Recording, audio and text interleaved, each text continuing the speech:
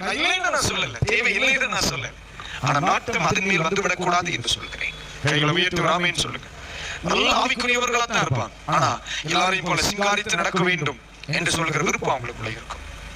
அப்படிப்பட்ட விருப்பங்கள் உங்களை செப வாழ்க்கையை பாதிக்குமான்னு கவனி. சரியா? சில நேரத்துல மாறிப்பட்ட காரியங்களின் நாட்டங்கள் அதிகமாக செலுத்தும் பொழுது ஒருவேளை இது கூட உங்க செப வாழ்க்கையை பின்னடைய செல்லலாம். யோசிச்சு பாருங்க, யோசித்து பாருங்க.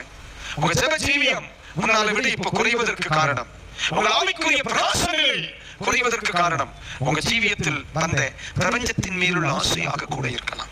அது உங்களை பின்னடைய செய்யும். ஆத்மீகத்துல வளர முடியாது. அது தராசு மாதிரி பாருங்க.